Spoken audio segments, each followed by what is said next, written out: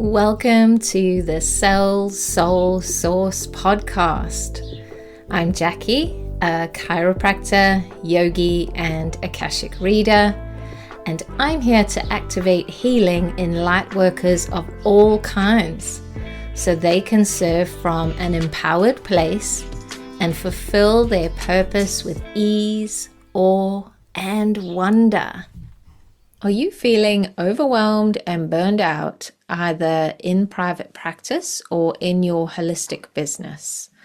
I was too, and so are many other healers and spiritual entrepreneurs. You came here to share your life-changing medicine with as many people as possible, only to find yourself stuck in cycles of burnout, trying all sorts to break out. Today, I'm going to share why this happens to healers and spiritual entrepreneurs, why the current things you're trying aren't working, and how you can break out for good and experience energy levels you never knew were possible, while spreading your work far and wide. Because let's be honest, your people need it like yesterday. You'll learn how to set healthy boundaries, say no, rest, and take care of yourself without feeling guilty or selfish or bad. So why does this happen in the first place?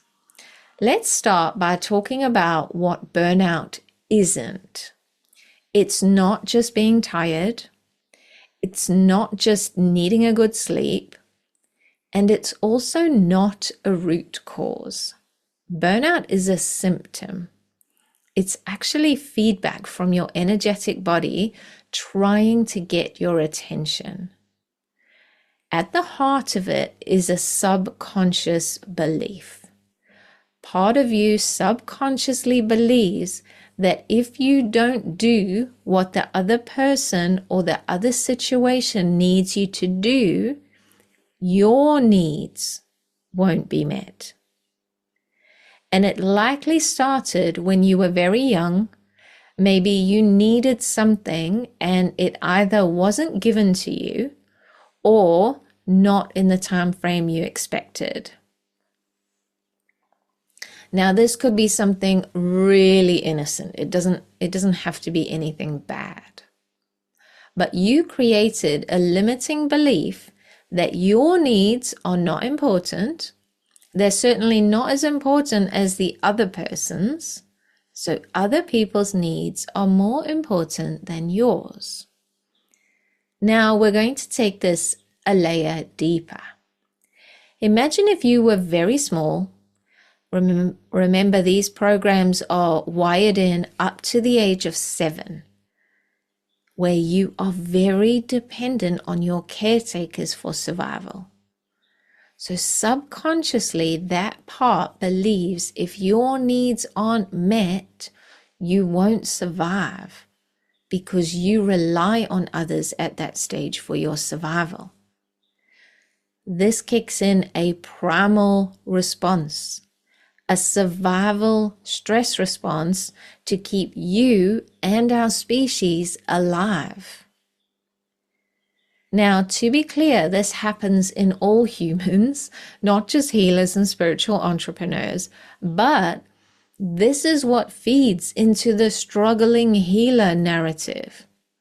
Because here's how this plays out in the way you heal people and the way you run your business now. Saying yes when you mean no. When a client can only come across your lunch break, for example. You're starving and the brain is saying no. This subconscious part of you kicks in and it says, if we don't give this person what they want, our needs won't be met and we might not survive. And with that, your mouth says yes. All the mindset work, all the promising yourself that you won't do it again, all the walking out in nature, all of that goes straight out the window. That is how powerful this response is. It overrides everything. Another way it's going to show up is over-delivering in your sessions. You think it's because you're nice. You're trying to add more value. You have a soft spot for that client. Now, all of those things might be true, but at the root of all of that, you are trying to make sure that their needs are met, they are happy, they come back, and your needs will be met so that you can survive. So can you see how the healers sacrifice their time and energy ties in? Because you can't help it. You can try and set boundaries. You can tell yourself you'll keep on time, but then you get frustrated when you let yourself down yet again. This is why you burn out. Because you're overextending yourself, over-delivering, and feeling overwhelmed because you're saying yes to things that aren't yours to do. So how do we prevent it? You have to go back to this subconscious part and rewrite the pattern it created to keep you safe.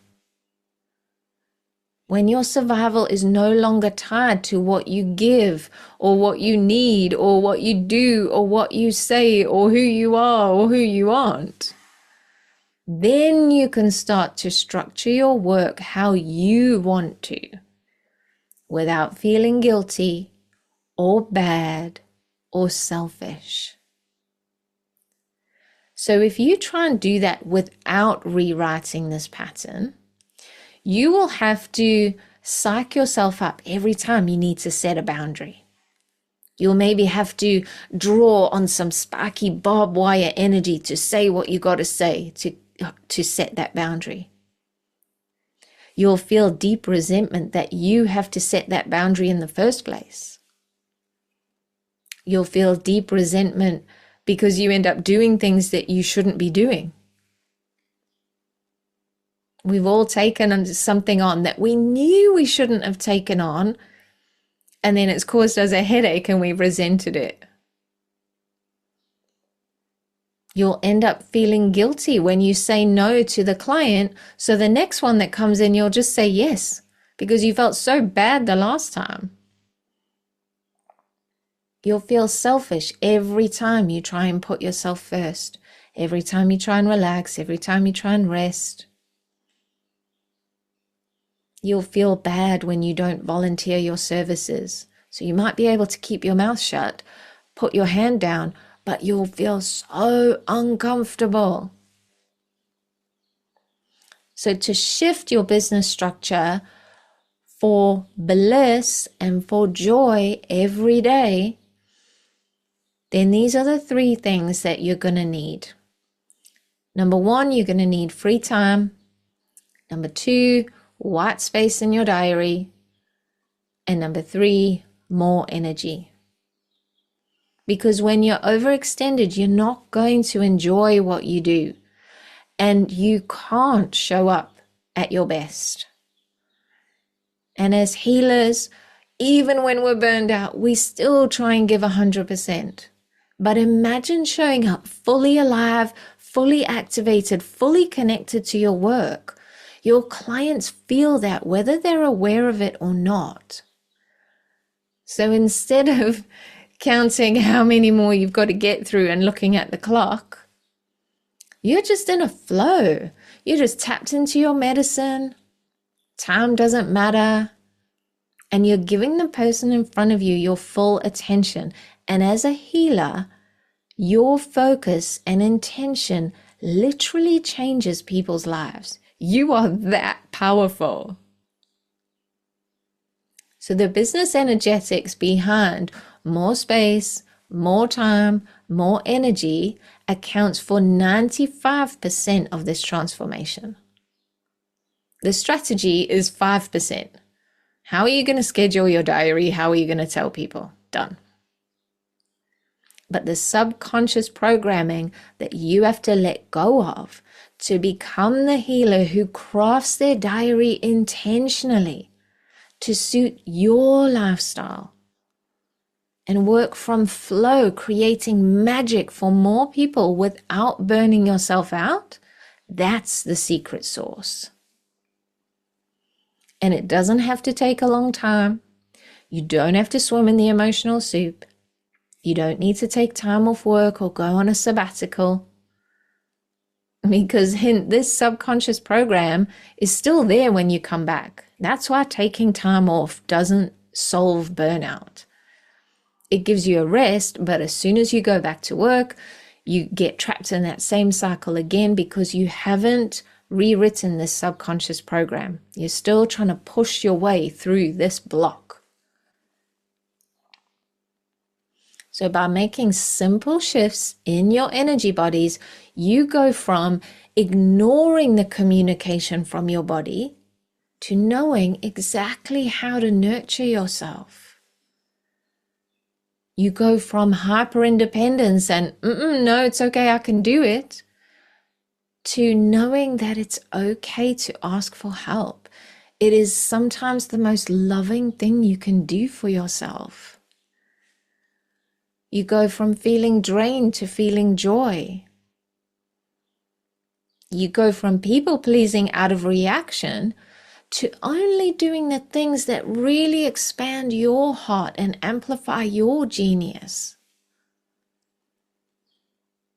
This is a big one. This is a whole podcast on its own, but you go from taking on the responsibility of fixing your clients to knowing that their results are up to them. You are the catalyst. You can share the education, but their results are up to them. You go from feeling guilty about your prices to being able to receive money gracefully. Again, this is a whole nother podcast. Huge for healers. Money, pricing, huge for healers. So this is how we go from forcing to flowing. This is how we go from chasing clients because subconsciously part of us needs them to like us, part of us needs them to validate us. We can start to relax and lean back and let them come to us. You can start to attract them instead of chasing them. Because when you are rested and your body feels strong and delicious, when you're well fed, when your soul is full, when you feel abundant and blissful, you become the healer that everyone wants to work with anyway. They find you. Let that possibility land in your body. Imagine if they found you.